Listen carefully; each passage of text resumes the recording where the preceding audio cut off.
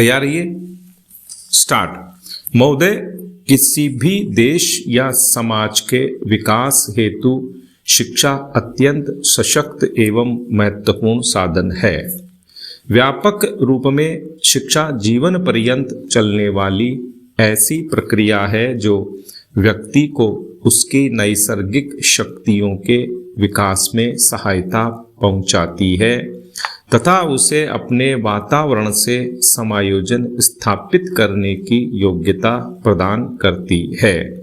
साथ ही व्यक्ति को उसके वैयक्तिक, सामाजिक, राष्ट्रीय दायित्वों का निर्वाह करने की योग्यता, ज्ञान एवं कौशल प्रदान करती है। भारतीय संदर्भ में उद्देश्य एवं उपयोगिता की दृष्टि से प्रौढ़ से प्रौढ़ शिक्षा भी इससे भिन्न नहीं है, बल्कि आज की सामाजिक, आर्थिक, राजनीतिक परिस्थितियों में प्रौढ़ शिक्षा का महत्व और भी बढ़ गया है। डॉक्टर मुखर्जी ने भारत में प्रौढ़ शिक्षा के दो महत्वपूर्ण पहलू बताए हैं। प्रथम, प्रौढ़ साक्षरता अर्थात उन प्रौढ़ों को शिक्षा प्रदान करना जिनको विद्यालय में किसी प्रकार की शिक्षा प्राप्त नहीं हुई है। दूसरा, साक्षर प्रौढ़ों की अनवरत शिक्षा। भारत एक जनतांत्रिक देश है।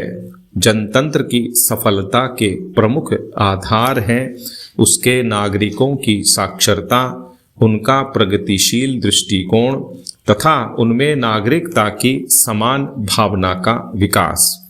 इस दृष्टि से भारत के लिए प्रौढ़ शिक्षा को केवल प्रौढ़ साक्षरता तक सीमित रखना देश के समुचित विकास एवं देश की जनतंत्रीय व्यवस्था के लिए हितकर नहीं माना गया। वैसे भी यह निर्विवाद तथ्य है कि शिक्षा केवल साक्षरता ही नहीं है। हाँ, साक्षरता शिक्षा का एक महत्वपूर्ण भाग अवश्य है। इस संदर्भ में डॉक्टर विद्या निवास मिश्र का कथन उल्लेखनीय है कि भारत का व्यक्ति निरक्षर होते हुए भी शिक्षित है। अपनी बात को अधिक स्पष्ट करते हुए उन्होंने कहा है कि यदि हमारे प्रौढ़ अशिक्षित होते तो सदियों से चली आई हमारी संस्कृति, मर्यादाएं कैसे बनी रहती। डॉक्टर मिश्र के शब्दों में प्रौढ़ शिक्षा का तात्पर्य है निरक्षर, अर्ध साक्षर या विस्मृताक्षर प्रौढ़ों को पुनः साक्षरता का संस्कार देना, साथ ही जीवन क्षेत्र में आवश्यक जानकारी को विशेष बल देना। एक समृद्ध मौखिक परंपरा में हमारा प्रौढ़ शिक्षित है और उसे यदि साक्षर बनाने की योजना बनानी है तो उसके मौखिक परंपरा से प्राप्त अनुभवों को ध्यान में रखना होगा। एक तथ्य है कि देश की प्रगति के लिए निरक्षर व्यक्तियों को साक्षर बनाने के अतिरिक्त उनका नैतिक, बौद्धिक, सामाजिक एवं सांस्कृतिक उत्थान भी आवश्यक है।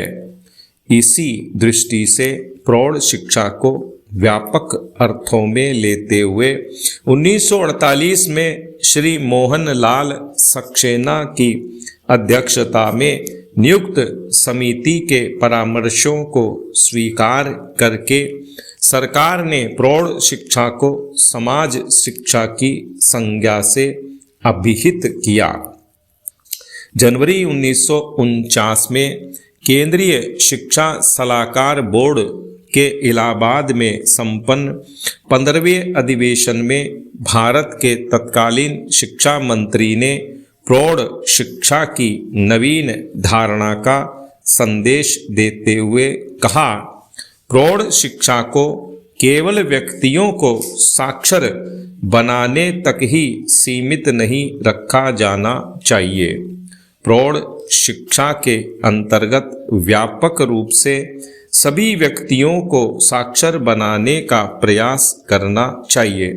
यह सबसे अच्छा रास्ता होगा और हमें सफलता मिलेगी। विराम।